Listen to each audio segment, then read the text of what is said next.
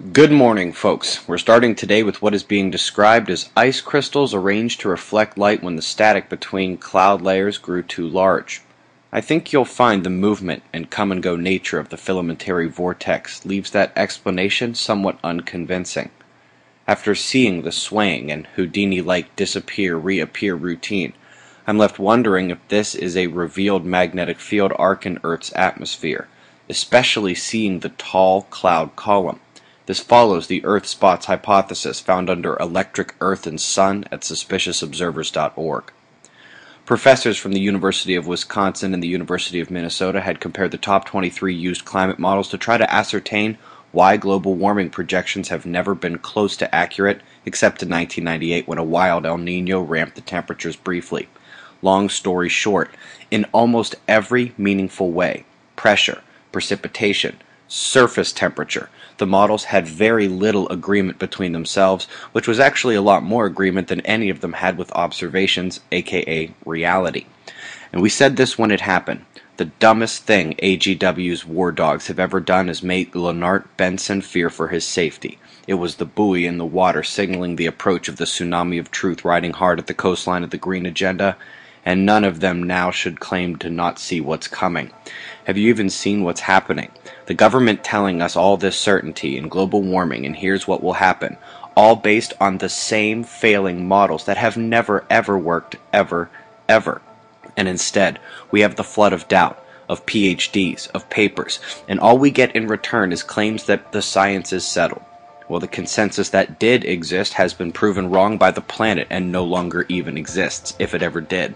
I'm sharing this particular article because of the quotes from Princeton University's Professor Michael Oppenheimer, who is by no means a climate skeptic, not one bit, but who agrees with Harvard's Robert Stavins 100%.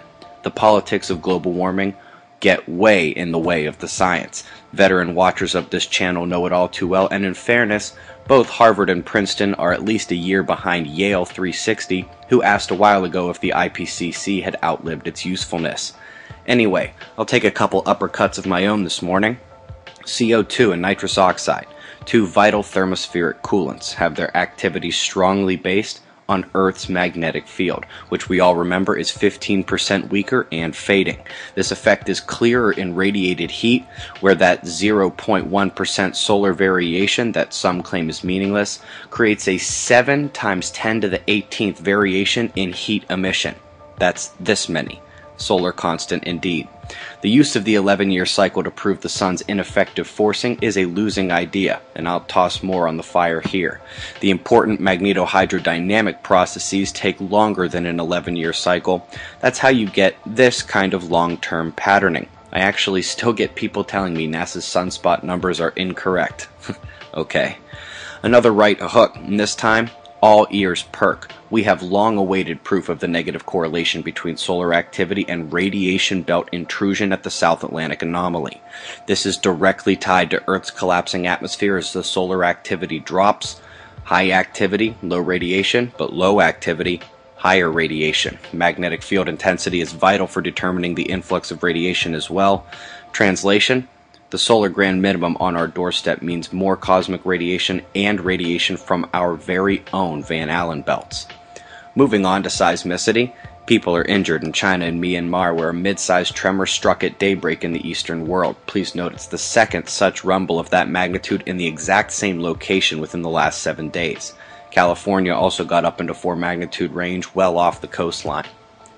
Alert map showing cold wave in Bolivia, killing livestock and people. Hurricane Amanda, now downgraded but still a rainy disaster as runoff is causing flash flooding and has killed 3 people already. Precipitable water overlay on the wind map now as we come down under for one convergence line swinging north from that low across Australia.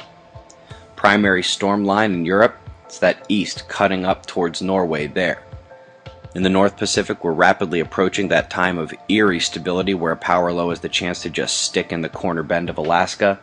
Meanwhile, the same 2 storm zones are in effect tonight. Flash flooding certainly possible along the eastern convergence of either one of those lows. Have a look at the sunspots. Tiny, unmixed, and departing. Our focus turns to the incoming limb.